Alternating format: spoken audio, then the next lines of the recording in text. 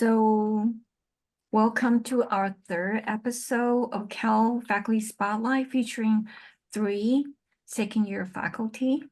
And so these 3 faculty are Professor Francis Almendárez from the Department of Art and Design, and he's an artist, filmmaker, and educator from South Central Los Angeles.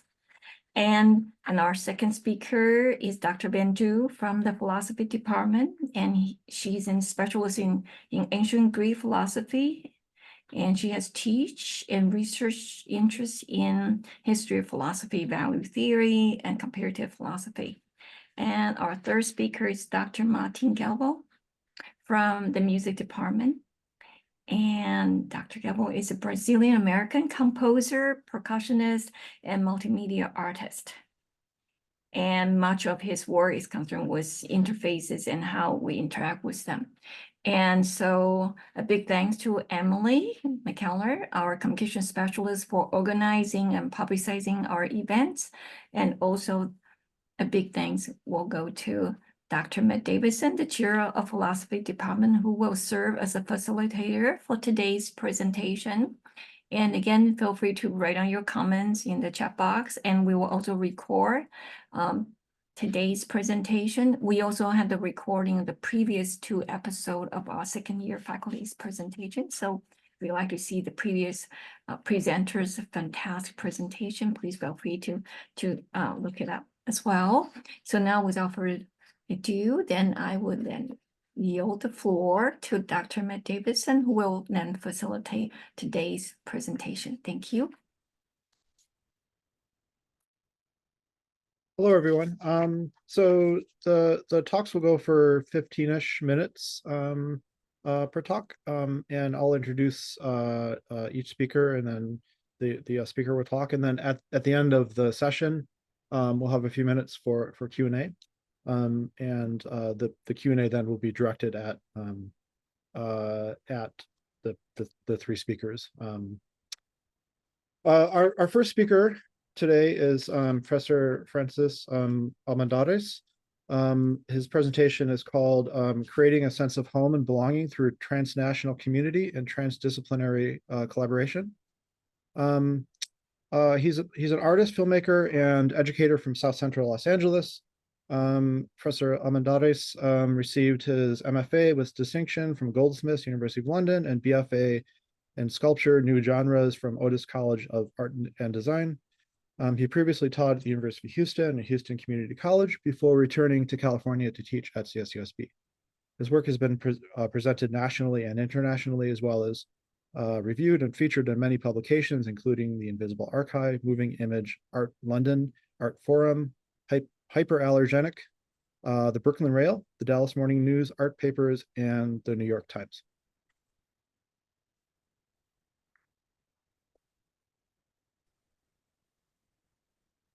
Hello, everyone. Thank you.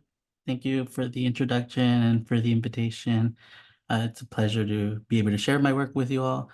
I can share my screen, right? Yes. Okay.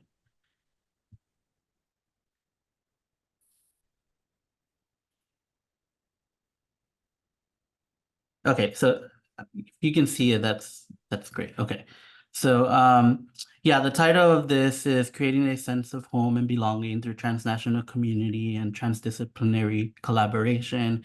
And really, I came back to this idea of community and collaboration because as my work has evolved in the last, I would say, 5 to 7 years, it's really been going in that direction of building community and of working in multiple disciplines, and also like learning from community and working with community, and having an understanding that everyone is bringing something to the table, and so it's not just like this hierarchical structure, but rather it's more horizontal, and we're all bringing something and contributing something and learning not just from one another but alongside each other.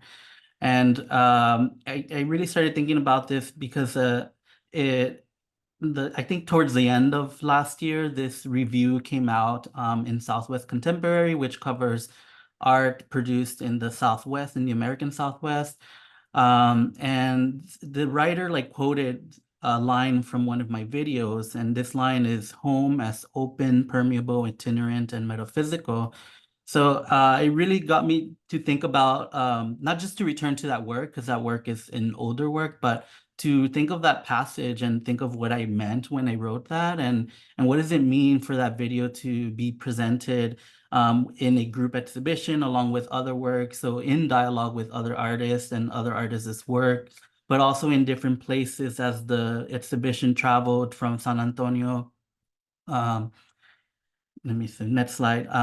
It traveled from San Antonio to now it's currently in Fort Worth, Texas. And so it's changing not just audiences, but it's also changing like, you know, the type of community that it's presented in. And that's really interesting because the reading of it also is very, I don't know how you're seeing my presentation, but do you see the background or? Yes, we do. Yeah. Okay. Here we go. Yeah, okay, sorry about that. So that slide. Yeah, and then so next slide. Okay, there we go. So with this this work, and not just that video piece, but other video pieces kind of traveling into different places and being contextualized in different contexts and being seen by different communities, I really started to think about how these exhibitions are formed, who's creating them, who are they being created for. And I really started getting excited about like the idea of it kind of like leaving me and becoming something or a part of something much larger. Let's see if I can, I apologize. I need to see my notes. Okay, so then this next slide, so I went on, over the summer, I also went on a residency and let's see, during the residency, I was able to participate in the Catholic University of Porto, their summer school in art and cinema, which allowed for me to come together with other artists working within this medium. And I was able to really zero in on this theme for that summer, which was party studies, right? And we really looked at different parts of the world and the way that party or dancing or community is created. We looked at Brazil. So for example, Carnival in Brazil and voguing and queer nightlife in New York City and dance hall in the Caribbean, just to name a few examples. But we were looking at them as a way to consider the politics of space and the way that it shapes artistic and cultural production of minoritarian and marginalized communities, and and think of dance and or partying as a political act of defiance, of resistance, of remembrance, and of celebration. The next slide. But before I move on, there was also another residency in which I was a part of in Bavaria, in Germany, in a small town named Hof. And I was able to really explore the surrounding areas in smaller towns and really take notice and go visit factories. That region is known for the production of textiles, granite, porcelain, among other things. And it was also a site through which the Iron Curtain divided East from West Germany, but also the Soviet Union from Western Europe. So being immersed in these histories and the physical landscape got me to think about these recurring themes in my work, such as migration, borders, land, and the body, not only in this context, but in relation to the places that I inhabit and places where my family originate from. This is one of the works that I included in our exhibition, in a group exhibition that I was invited to take part in. And I was able to configure a sculpture combining man-made fragments that I sent from California with organic materials found in the landscape in Bavaria. Let's see. And that sculpture was a variation on a piece that I made here in San Bernardino for an exhibition at All Life Gallery in downtown San Bernardino last spring, and in which I repurposed these materials that are easily sourced anywhere and are symbolic of global trade and circulation. Similar to these photographs, they all reference human bodies and topographical maps of mountainous terrains, drawing parallels and connections between body as territory and territory as land. through their associations with Americana and the working class, denim jeans as a subject and material are relinked to historical and contemporary productions of cotton and indigo. Moreover, as evidenced through their global movement and circulation, their status and privilege as commodities bring into question how value and the right to mobility are assigned. This next slide shows photographs, some of which are included at my exhibition currently at RAFMA. And these are earlier iterations of this thread of artwork, 3 of which are included in the exhibition. With these in particular, I'm using a lighting approach typically reserved for product photography, and I've printed them on vinyl 8 by 10 feet, a support and scale typically reserved for advertising, and incorporating into the titles the language from the labels on the denim, such as denizen, Wrangler, rugged, and American.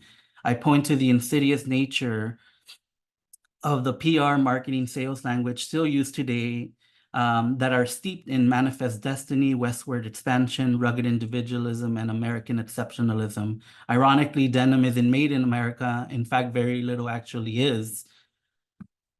Next slide. This installation titled Rhythm and Pleasure is the other half of the exhibition at RAFMA. It's an 8-channel video installation retracing my familial path of migration in Central America, from El Salvador to Honduras to Nicaragua towards the United States. This work examines the notion of productivity and how the meaning of that word changes depending on how the body is racialized or gendered, and what tasks that body is assigned to perform. Numerous vignettes of both family and community members performing various tasks of labor are placed side by side, prompting the questions: what bodies are afforded leisure? And is it possible to reclaim ownership of one's own body? There's no dialogue, but instead a visual and oral tour of working class labor that speeds up to follow a transition from the countryside to the city. In elevating the value of cultural, immaterial, unskilled, and reproductive labor, this work ultimately challenges prevailing negative depictions of immigrant and working class communities while blurring the line between work and leisure. Again, you see these recurring objects that stand in for migrant and working class bodies: the division of labor, temporariness, absence and presence, and a precarious existence. Here are some more video stills from this multi-channel installation. You see, this is my grandmother's brother planting corn for the season. This is another family member cutting or trimming down trees so that sunlight hits the new plants that have been planted. These are musicians and dancers performing out in the streets in Nicaragua. These are performers in San Pedro Sula from the Garinago community, not only performing, but also passing on and producing their knowledge and their language and music, dance, etc. These are more video stills from that work. And then more recently, I was this is actually last weekend, I was invited to collaborate with an artist named Alejandra R. Bolaños from Jalapa, Veracruz, Mexico, and for Prospect Art. And it's a virtual platform, but we've been in conversation for the past 7 months, working on a performance lecture that we presented this past Saturday. And we're both artists and educators, so a lot of our conversations were around that, our experiences doing that and in building community, working in and outside of academia. Let's see. So this is a screenshot of our performance that we presented last Saturday on Zoom, and through this shared Google Docs space, we were able to piece together, as you can see, the motif of the mountains or the mountain range is again reemerging via text and newer photographs that begin to abstract the denim through the use of color, focus, and multiple exposures. And then let's see. Okay, so for me, it's a perfect metaphor of the mountain. Through research, I've been able to find how contrary to how mountains appear to be still and immovable, mountains are actually moving all of the time, following the tectonic plates that they're situated on or located on. And for me, it's a perfect metaphor to think about movement and mobility not being unique to humans, In fact, the land we're on, including natural borders, are constantly shifting and moving. And in our own backyard, we have the perfect example of the San Andreas Fault, where the Pacific and North American plates collide and slip past each other. This is another screenshot from our performance. Through the ongoing dialogue that we had, we both came to realize the necessity and importance that mobility draws on both our artistic production and our constructions of home, drawing connections and parallels between the Northern Triangle of Central America and the Gulf of Mexico to California and the United States and beyond, and considering how these intertwined histories of colonization and racial and gendered subjugation have been reinforced through mythologies that remain omnipresent. But in working together, we were able to weave together image, sound, text, and highlighting the power in music, dance, oral histories, and storytelling, and elevate the value in self-teaching and alternative modes of knowledge production that are embedded and carried across the distinct cultural and geographic regions in which we each operate in. Ultimately, the right and access to mobility are not simply luxuries of time and leisure, but intergenerational means for self-preservation that have shaped and informed our individual relationships to learning, teaching, art making, and community building. Very quickly, I'm going to finish off. Earlier, I got this grant from Los Angeles Contemporary Exhibitions and the Andy Warhol Foundation to produce this artwork. I've started it, but I'm going to produce 2 more movements, and it's titled Navigating the Archives Within. And it's basically a collaborative performance with artists, musicians, and community builders. And as the work expands, we're going to include more musicians and more dancers to exemplify how the body serves as an archive. And we're pulling from our inherited histories and experience to communicate all these various positions.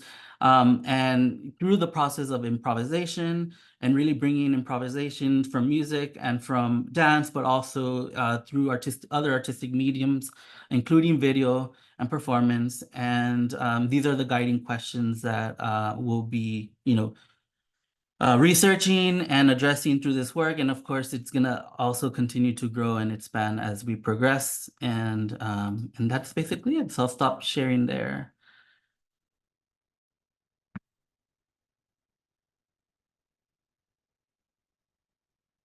Thank you so much, Francis. That was really great. Our next speaker is Dr. Van Tu. She's a second year assistant professor in the Department of Philosophy, one of my really excellent colleagues in the department. It is full of them. The talk is called The Reasons of Love in Plato's Phaedrus. Van is a specialist in ancient Greek philosophy and has research and teaching interests in the history of philosophy, value theory, and comparative philosophy. Prior to joining CSUSB in 2022, she spent 3 years at Bowdoin College, where she was a visiting instructor and later a visiting assistant professor. She completed her graduate study in the program for ancient philosophy at the University of Michigan, earning her MA in classical Greek in 2019 and her PhD in philosophy in 2020.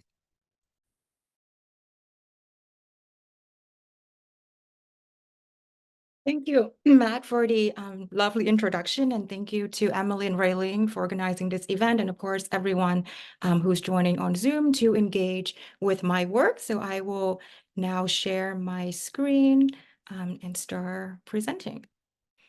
Is all visible to everyone, the slides? Yes, terrific. Well, thank you. So my presentation will have 3 parts. So in the first, I want to say a few words about my overall research interest to give you a clearer sense of what it is I work on and to provide some context for the specific project that I will talk about today in the second part of my presentation, which is on Plato, on the rationality and psychology of love.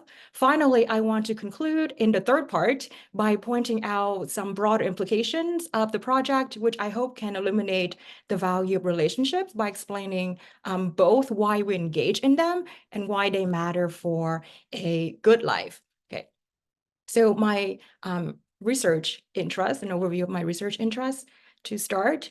right? So as you heard from Matt's introduction, my area of research is in ancient Greek and Roman philosophy, and it stands at the crossroads of many areas in philosophy, including ethics, psychology, and epistemology. In fact, the ability to move across these various subfields is what attracted me to the study of the history of philosophy initially. That is because I can write about, say, ethics one day, epistemology the next day, and metaphysics even the day after. Of course, within the confinement of a historical period, but this one, right, is an enormous one spanning over 10 centuries. So there's still a ton to write and think about even within that formative period in the history of philosophy. But what drew me to the study of ancient philosophy in particular, though, is the emphasis on the practical dimension, as many of these figures conceive of philosophy as eminently practical, and its role, among others, is to offer a guide to living well. Indeed, Greek and Roman philosophy all tended towards a singular goal to provide a means for achieving a good life, what they call eudaimonia, by transforming the individual's mode of perceiving and existing in the world. And this is precisely the question that animates my research. Just how do these various philosophers in antiquity think we as humans ought to make decisions about what to do, what kind of person to be, and how to live well? Invariably, the various strands of ancient Greek and Roman philosophy all recommend living a life guided by reasons, although many of their recommendations seem a bit metaphorical. For example, Stoics say something like living in accordance with nature. But exactly what the details of this recommendation requires a bit nebulous. So my research aimed to reconstruct these various ancient accounts of how we should make rational decisions and how to live well. And it has been primarily focused on this guy, Aristotle, from Raphael, the School of Athens. But today, since I'm to talk about one aspect of my research that interests me the most, at the moment, I want to talk about a work in progress, rather on Plato, this guy, rather, right, on the rationality of love. This is not to say that Aristotle does not interest me anymore. Far from it. It's just that I've been thinking about him and his views on decision for so long that it's like a bit of, breath of fresh air to think about Plato and his kind of nuanced view on the interplay of reason and the non-rational forces, particularly the emotions and passions that are involved in the experience of love in motivating human action. And if I am right in my reading of Plato, then he might not be such an ultra austere and dispassionate rationalist as he has long been regarded to be. So let me then tell you a little bit more about this kind of like fun project, which is called The Reasons of Love in Plato's Phaedrus. So as the title Phaedrus appears in title of my project, let me also say a few words about this work, the Phaedrus. In doing so, I will assume no knowledge of Plato at all, so please forgive me if I mention information that may seem very obvious to some in the audience. So Plato's writings consist of a series of dialogues. Many, or nearly all of them, feature his philosophical hero, Socrates, who we may assume is his spokesperson. This is the case for the Phaedrus, is one such dialogue classified as an erotic dialogue alongside with the probably more widely read Symposium and perhaps less famous Lysis. So these three dialogues are collectively referred to as the erotic dialogues because their subject matters concern love, which is the case of the Symposium and the Phaedrus, or the related notion of friendship, as in the case of the Lysis. So as I mentioned, the Symposium is probably Plato's most well-known work on the subject of love. So it's not surprising to find many commentators look into the Symposium in establishing, as it were, the Platonic theory of love. And according to a long-established interpretive tradition, Plato is a champion of a particularly unusual conception of love that is a far cry from the understanding of love in the popular imagination. This is because the account of love that we get offered by Socrates, Plato's spokesperson in the Symposium, has been thought to be diametrically opposed to the wholehearted, personal kind of love many of us desire, right? So what we typically seek in a lover is not someone who loves us as a mere means or a tool to some, other object or person deemed more worthy of that person's love. Yet, in a famous passage commonly referred to as the ladder of love in the Symposium, Socrates vividly portrays the individual, right, the beloved, as one of the many stepping stones in the lover's ascent towards the final terminus, what he calls beauty itself, or the form of beauty, right? So in this passage in the Symposium, Socrates instructs us to pursue all things that exemplify beauty, including the people who we love, as ascending steps for the sake of beauty, which he regards as the authentic, eternal, and most lovable object. So this passage has led numerous scholars to conclude that Plato advocates for a kind of spiritual, egocentric conception of love. Right. So as you can see here in the word of the esteemed scholar of ancient Greek philosophy, Greek Vastos, the theory of love endorsed in the Symposium has an air of spiritual egocentrism. So on the one hand, right, since the ultimate object of love, which is the form of beauty, not the person, right, is an impersonal object, Platonic love is thought to be indeed spiritual, right, rather than the kind of interpersonal love that enriches the lives of people. On the other hand, Platonic love is thought to be egocentric because the lover's motivation in engaging in amorous activities is underwritten by this desire to gain proximity to the eternal beauty, right, the most lovable object to secure her greatest happiness. So according to this indeed longstanding interpretive tradition, the Platonic lover acts single-mindedly for this motivation of self-betterment, right? So by engaging in activities that brings her closer to the finest objects, which is the contemplation of beauty, right? She may become as perfect as human can be.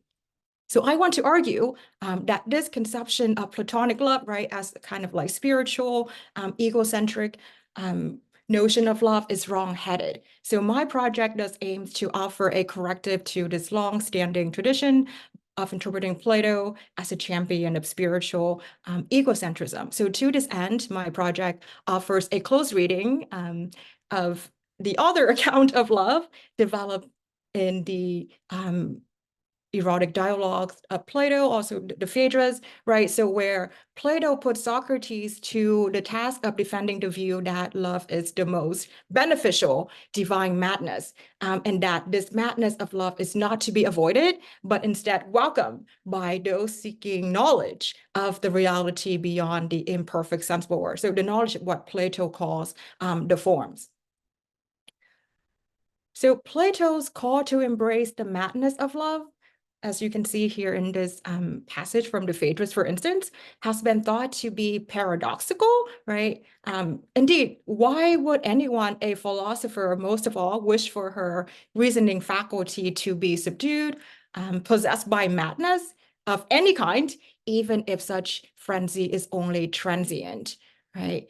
And the peculiarity of Socrates' praises of love in the Phaedrus as indeed a divine madness becomes all the more apparent if following this tradition, right, we interpret Plato as a rational egoist, right? So this is a rational egoist, is someone who seeks happiness as the supreme end of her action, right? For as long as the lover remains subject to the madness induced by love, she cannot rationally deliberate about maximizing her happiness, which is the driving source of her deliberative reason, if we think along with a long, right, host of many scholars, that Plato is a rational egoist in this light. So my project shows that the Phaedrus definition of love as madness is only paradoxical, right? A Platonic love and ethics more broadly is cast in this light of rational egoism, as he has been interpreted by these commentators among many others. So properly understood, I want to suggest that there is neither an endorsement of egoism or nor a paradox inherent in the idea that love is the locus of both madness and reason in the Phaedrus. This is because to attain the benefit of love, the lover must love selflessly, wholeheartedly, and indeed madly, by setting aside her personal needs and ambition to dedicate herself to the interest of another person.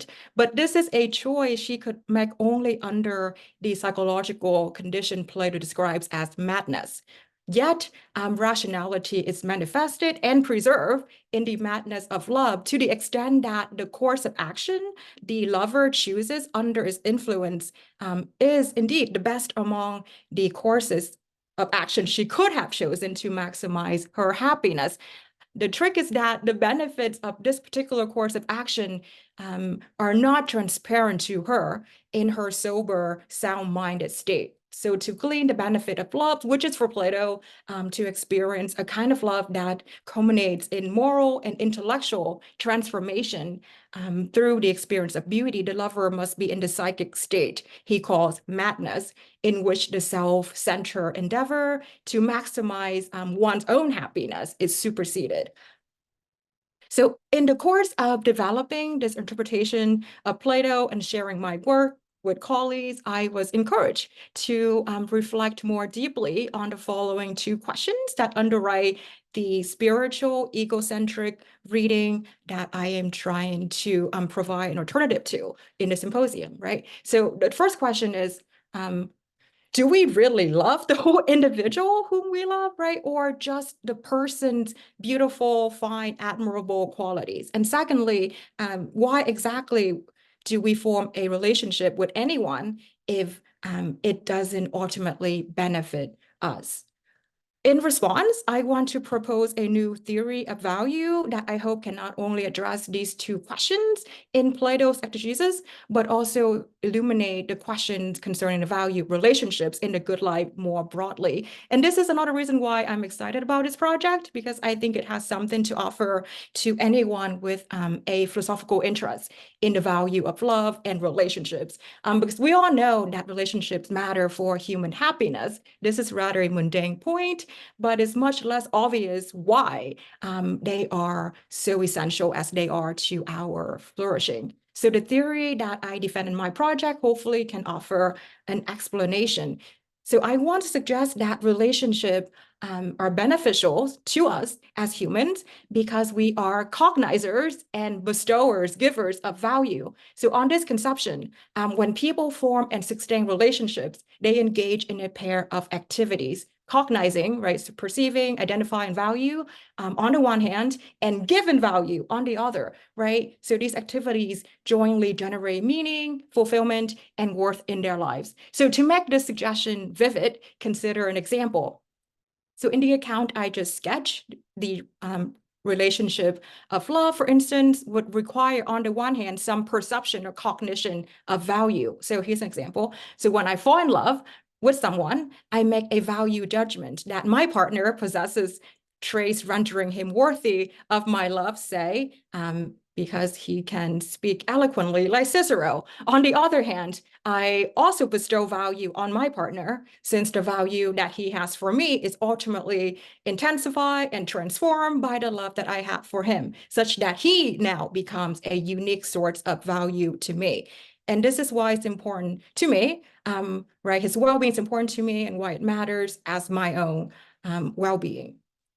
So this theory of value not only supports the idea that love, on the view that I attribute to Plato, right, need not be strictly a self-absorbed endeavor, but can also account for the formation of relationships and why they matter for a good life, right? So initially there is a value judgment and perception, right? Because we perceive and appreciate some quality in others, right, that we identify as desirable. which provides the impetus for the relationship. In turn, those with whom we are in a relationship with become significant source of value to us, right? As the things that we love and care about acquire value because of the affection and sentiment that we have for them. Okay, so I hope you found these answers compelling. Thank you for engaging with my work.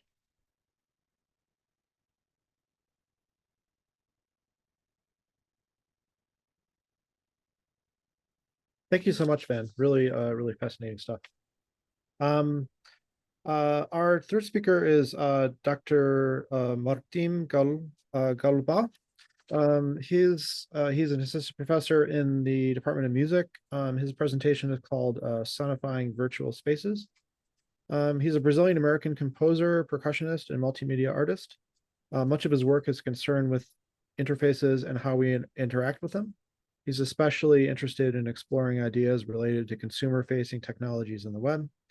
Galvão's work has been performed at venues such as the International Conference on New Interfaces for Musical Expression, International Computer Music Conference, ANT or Ant Fest, one of the two, I assume, at Ars Nova, Splice Institute, New York City Electroacoustic Music Festival, and Baby Castles, among others.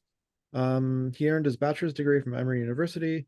In 2014, he graduated from the Integrated Composition, Improvisation, and Technology MFA program at UC Irvine.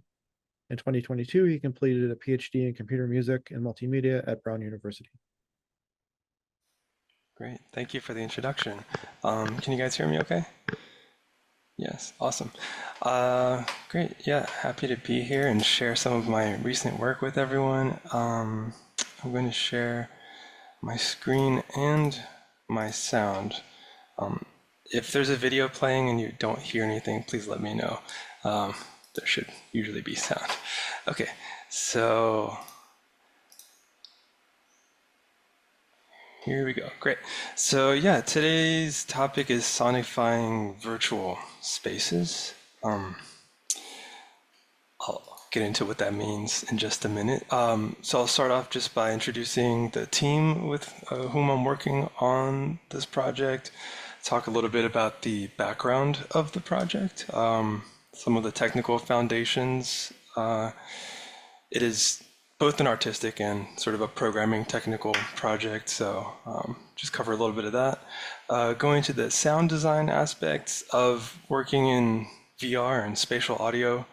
I'll do a quick demo of where I'm at with the prototype of this work, and then talk a little bit about future directions or where I want to take it from here.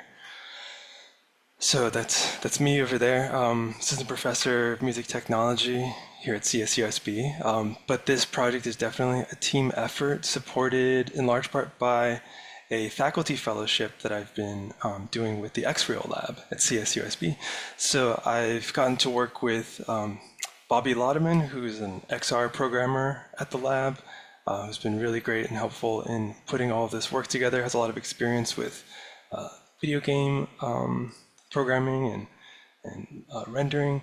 Francisco Sanchez is one of the undergrads in the music department, and I was able to rope him into helping us with this project as well. So they've been really essential in making all of this happen. So a little bit about what the project is. So basically the idea is we want to develop a lexicon for audio-based navigation in virtual spaces. And so this is, oh, geez, sorry, one of my cats just walked into the room. So it's looking at developing sort of more focus on non-speech sounds. There's a lot of interfaces that are out there that focus on giving verbal instructions on users, to users on how to navigate spaces. This is looking at creating sonifications or sound mappings of virtual environments that don't rely on language. It's also designed to inspire accessibility in creative applications. So thinking about ways to, for example, make virtual environments more accessible to users with blind users or users with limited sight. and also thinking of taking some of the tools we developed for this project and turning it into a reusable toolkit that can be used by other artists or other developers that are working on something similar. So this started off a couple years ago. I was asked to be part of a book chapter in this book, which is now out, Sound and Robotics, Speech, Nonverbal Audio, and Robotic Musicianship. And the chapter looked at sonification approaches in autonomous vehicles. So there's a lot of data coming into autonomous vehicles, tons of sensors everywhere. Most of it is not accessible to an end user. And even the engineers who are working on the projects are, it's hard to make sense of that amount of data. So sonification really looks at making the data more available or more tangible to humans through different, mappings of sound to data points. So this draws on game audio design, interactive sound design from immersive installations, and also sound design for accessibility. And so this is a clip from one of the early prototypes that I was working on for the autonomous vehicle side of things. So I'll just play a little bit of this. Can you guys hear that?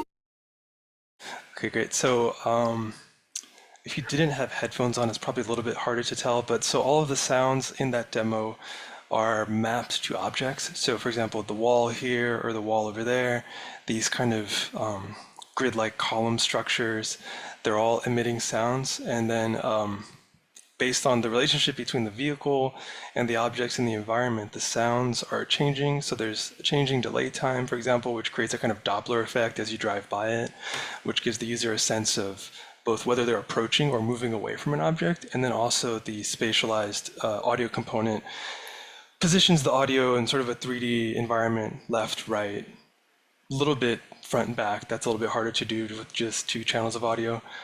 So to kind of render some of the information coming in, and those are the numbers here on the left side, to the user in a way that's a little bit more accessible or intuitive.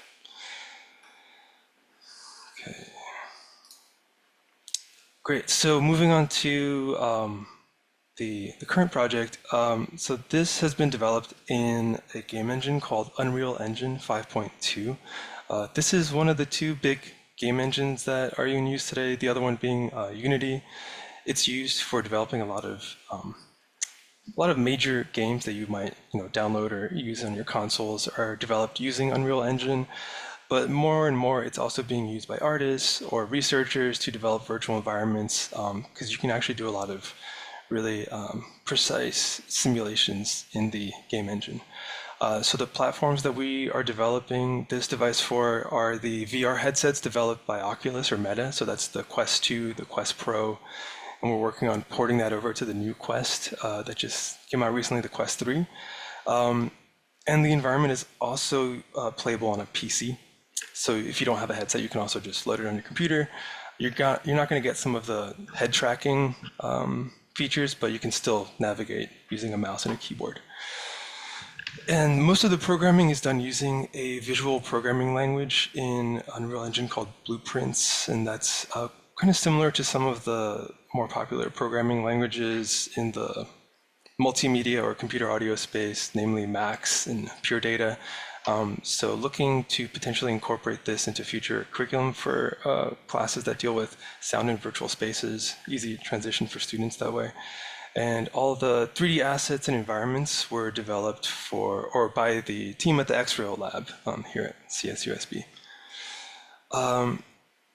So a little bit about the kind of relationships that exist in the virtual environment here. So first off, the sounds that are being used are mostly being generated in real time in the environment. So they're not pre-recorded sounds, they're being synthesized at runtime. And what's interesting about that is that you can really focus on dynamic relationships between the user and objects in their environment, their orientation in a space, and create meaningful mappings that help people orient themselves by doing that. And that's possible because of the procedural audio engine that's part of Unreal Engine now. It's called MetaSounds. It's a relatively new tool that they've released. So as this diagram kind of shows, you can create virtual sound sources, position them around space, and use spatial audio to kind of give people a sense of where things are. And if they're navigating towards something, you can also kind of give them a cue of where they're supposed to be orienting themselves towards. So there's a few tools that we've focused on in this project, and they're kind of tools you can turn on and off as you need while you're using the virtual environment. The first one is a material-aware collision pinging, and that's really like a virtual ping pong ball that you can launch from your controller, and it will fly off into the distance and hit something if there's an object in the way. When it collides with something, it's aware of the material of that object in the virtual space. So the sound that you hear is going to tell you something about what it's hit, and also the time it takes for the object to, collide with the ping pong ball. Assuming you've thrown a ping pong ball or something similar before, you can get an idea of how far away you are from the object based on that. So again, thinking about intuitive mappings for people to get a bearing of their surroundings. Volumetric sonification, this one is, say there's a really large cube in a virtual space. We're looking at, can we create a sound mapping to that object that's persistent, meaning you can walk towards it, you hear it, you walk away, you come back, you hear the same sound, and maybe the pitch of the sound changes based on how big the object is. So larger objects might emit lower pitches. So conveying something about the dimension of the object, the volume, through sound mappings. Also looking at proximity-based sonohaptics. So as you move your hand closer to or further away from an object, it both emits a sound, and also, in this case, we're using a controller. It also vibrates the controller more or less intensely depending on distance. We have kind of a compass tool that's built in that's calling it the orientation bezel. So as you kind of move yourself northwest, east, south, you will sort of hear a ticking sound that tells you, where you're facing in the relation to the virtual environment. And lastly, doing a acoustics model of the virtual space. So using a wave acoustics engine developed by Microsoft to try to recreate a realistic representation of what that space might sound like. So if it's a big cavernous cathedral with stone, it would have a lot of echo and reverb. If it's a room full of carpet, it would sound really dampened and not too much reverb. So here's a quick video of some of these tools in action, and I'll just play through it. And the description at the bottom tells you which tool is currently being demonstrated.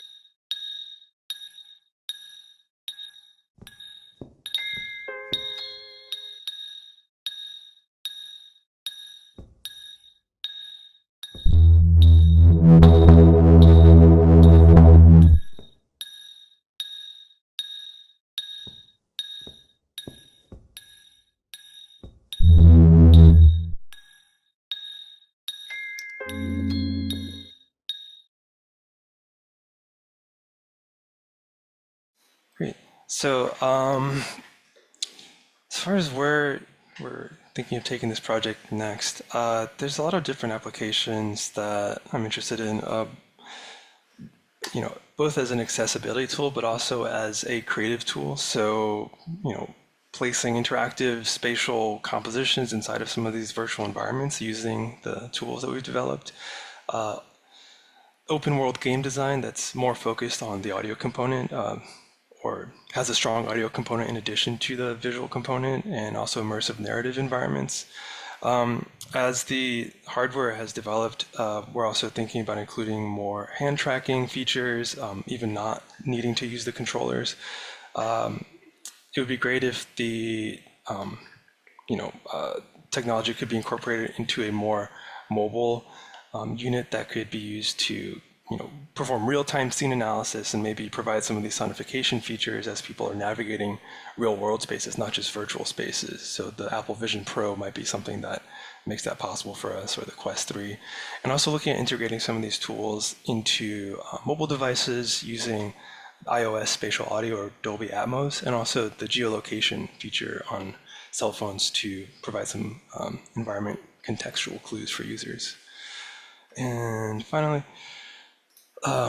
also thinking about incorporating spatial audio and immersive environments in some of my acoustic ecology interests. So documenting some of the soundscapes in and around San Bernardino County, recording the presence of natural sounds like wildlife or weather events using a microphone such as this ambisonic VR mic from Sennheiser, and then creating virtual environments that sort of convey the changing nature of those places to people that experience the virtual environment. And that's it. Thank you very much.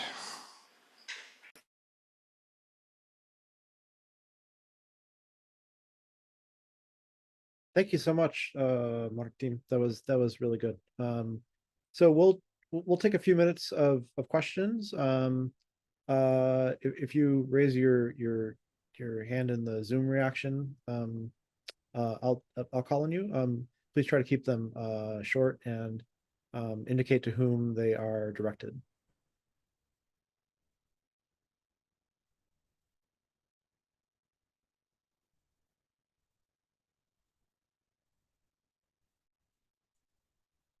Matt, I will just chime in. There looks like there's a question in the chat. Thanks, Kathy. Okay, I'll pull it up.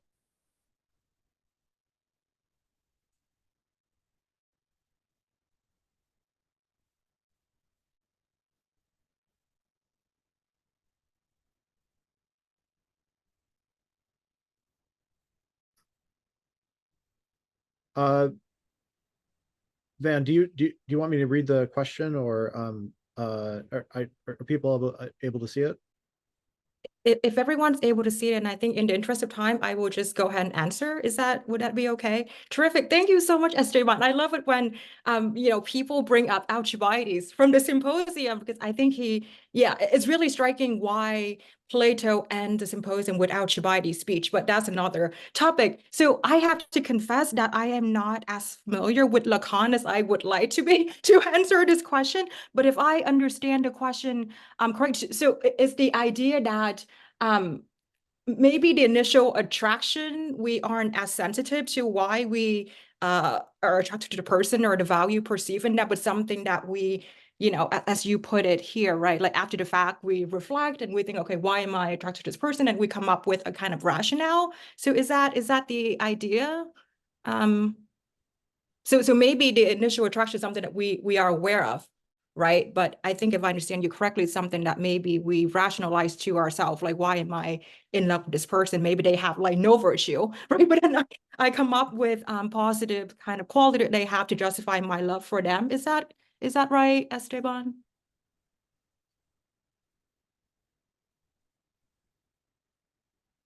So again, a not confession, not familiar with the love event either. I feel like such, not qualified to answer this question in the lens of Lacan and Badiou. But I take it, maybe it's still compatible if I interpret the question. No, don't be sorry. Right? I love it when we can have like these engagements. that take the project like outside of Plato, right, and an ancient sort of historical context. But I think the view that, if I understand you correctly, that you're proposing as, you know, in the question here is still compatible with my theory, right, of value insofar as, right, so there has to be something good in the person that draw us to the person, although, right, that particular quality may not be transparent to us. So it may require reflection to think about, like, why am I attracted to this person? But in the case of Alcibiades, right? So maybe Alcibiades is not, you know, like Alcibiades is not a philosopher. Like Socrates, in fact, right, in that scene that you pointed out, the end of the symposium, right? I mean, he's kind of making a fool of himself and like praising Socrates all these ways. So maybe he doesn't have this reflective kind of understanding of why it is that he is attracted to Socrates, but through maybe some, like, you know, retroactive reflection, right? He can indeed come up with a rational explanation for why it is that he's attracted to Socrates, right? And maybe his singularity, also like other qualities that Alcibiades named in the symposium, right? Like Socrates is kind of like his hero, right? Who was like, you know, when he's in front of Socrates, he's become so embarrassed at himself and how, you know, just utterly rotten he is, right? And Socrates is the only person in Athens that can make him feel this way. And I think all of this goes to show, again, like love for Plato is something that is supposed to be transformative, right? It has like educational value in the way that I don't think the kind of like spiritual egoistic reading can offer, right? I mean, because if you're going in the experience, being self-engrossed in the way that the alternative reading would make us believe, would have us believe, right, then it becomes really difficult to explain how it is that the benefits of love can occur in a situation where, right, like the relationship isn't genuine because you aren't really loving the person, right? You aren't really engaged in right, the kind of activities, the kind of sentiment that would foster these benefits. So educational, in the case of Alcibiades, there may be others, right? But so I guess to answer the question, I think even if it's the case that we don't immediately perceive, yes, this person has like all these wonderful qualities, right? There has to be some kind of like awareness, even if it is unconscious, right, of value. This person has some value, which is why I'm attracted to this person, but maybe it requires further reflection to kind of come up with, like a reasoned explanation to offer to somebody else. Like, I'm in love with, right, Socrates because of his singularity or his, noble character, right? Is that helpful, Esteban? Did I answer the question? I hope so. Thank you, Esteban. That's very kind.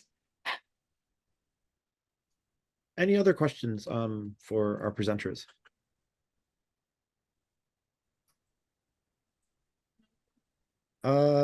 Jessica. Thanks. Thank you all so much for these really fascinating presentations. It makes me so happy, just like our college just does such amazing things and in so many different areas. I thought I would ask a question of Francis. I was really interested in the idea. I hadn't heard of party studies, which I was like, hey, party studies. I was interested because if you wanted to talk about it, I like the way you were talking about it, the party as a site and dance, right, as a site of resistance or something.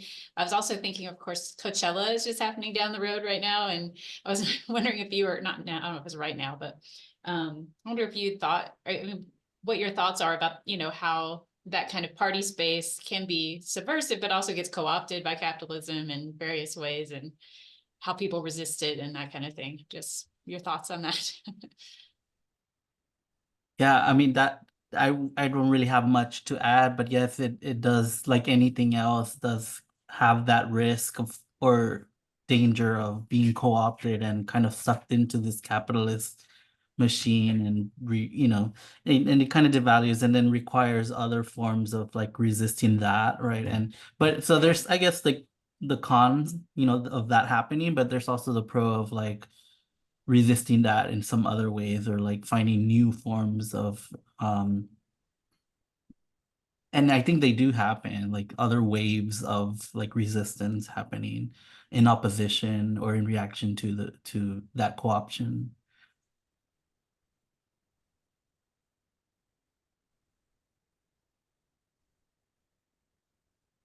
Great. Any other questions? Paris, do.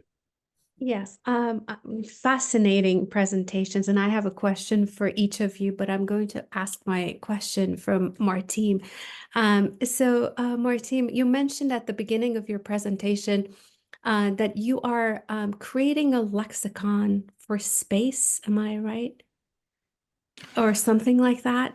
I was just wondering if you could elaborate on because I'm a linguist and the word Oh. lexicon just immediately grabbed my attention. Oh no, maybe you're gonna grill me on the use of that word. Yeah, basically, I think what we're trying to do is come up with maybe lexicon, maybe vocabulary, some way to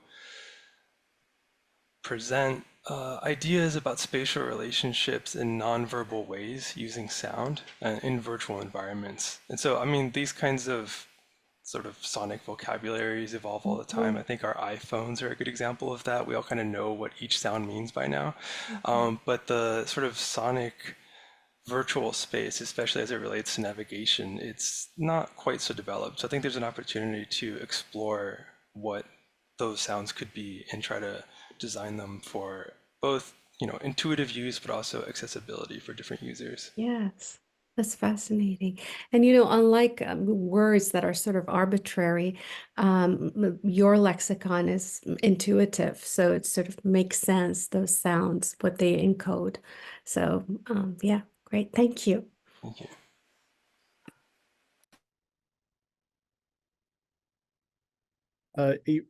You said, Paris, too, that you had questions for each of them. Do you?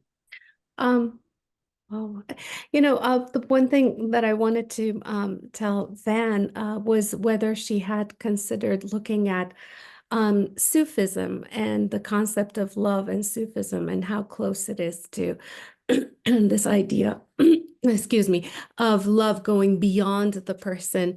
And in fact, if you look at, Rumi's poetry, you'll see that it is definitely not egocentrist. The love is actually really selfless. So I was just wondering if you had, because I didn't know about this, and I thought it's a fascinating connection. Yeah, thank you so much, Paris. I think there's also another intimate connection with the, Rumi and the Sufist tradition, insofar as, it's really striking in the symposium, also in the features, right? Like there is this connection that Plato makes between philosophy and love with, like with the back end, right? With like a cult.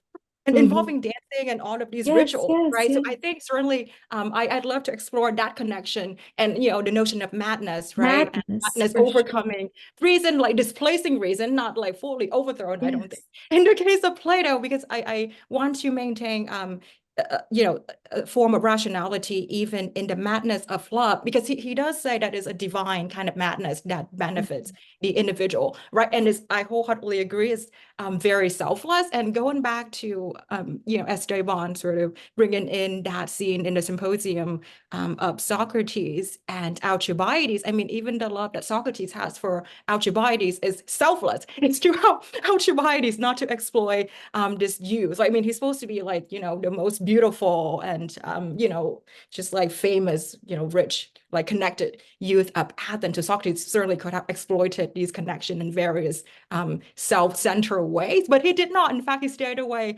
from Alcibiades, right? Like never engage with him in any manners that would be harmful to Alcibiades. So yeah, definitely like this is connection, right, with the mystic cult is certainly in Plato very strongly. And I think people who emphasize the kind of, like the spiritual, not in the mystical tradition, but in loving this impersonal ideal of the form, right? Like he's ultra-rationalist, so he can be embracing the mysticism and the back end cult, but it's really there in the text.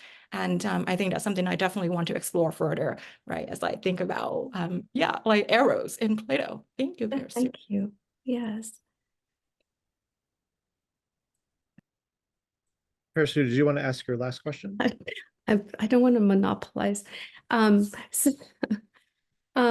So, Francis, as you were talking about the human body and then making the connection between the human body and the mountain ranges, if I'm not mistaken, is that what you were doing? There were images that somehow connected the human body with yeah, I was wondering if in that you were in any way influenced by Native American worldviews that sees all of us, in fact, as part of nature, and all living. Right, right. And going back to like at least in Central America, like in how my family like has seen their relationship to the land, because they live and they have a respect and kind of in dialogue with the land in ways that I don't see here in the US, at least within my proximity of LA. But there's a different relationship to the land. There's an understanding of the seasons, of the plant life, of the ecology, in ways that they're in a way collaborating with the land rather than trying to dominate it or like master it, or like, just it's just a very different relationship. There's a respect for the earth because they know that and the earth meaning like water, air, the sun, like because they know that they cannot live or exist without it. In fact, it's the opposite. Like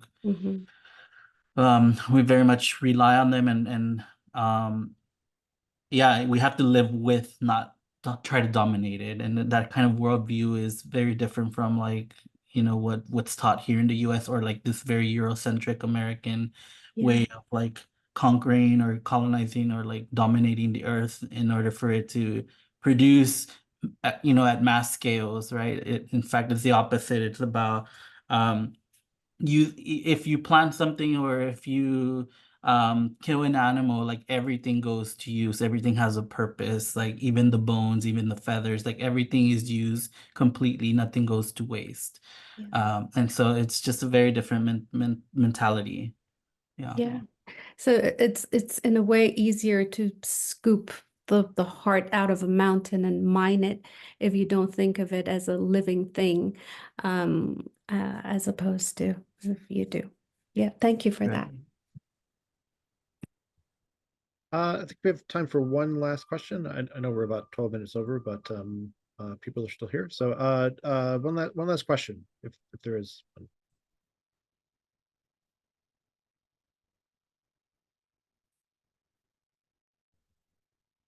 Okay, great. Well, thank you to our presenters. It's really encouraging to see the great work going on in our college, and I learned a lot. And thank you, and thank you to Emily and Rilling and Perstu for putting this on. And thanks to everybody for showing up and asking good questions. Thank you. Bye-bye. Thank you so much for attending our presentation. Okay, have a great rest of the semester. And then next fall, we'll have presentation for newly promoted faculty. And then next spring 2025, we'll have another faculty spotlight for our second year faculty. All right. Enjoy the rest of the day. Have a great rest of the semester as well. Thank you so much, Matt, for facilitating today's presentation, and all three wonderful presenters. Bye-bye.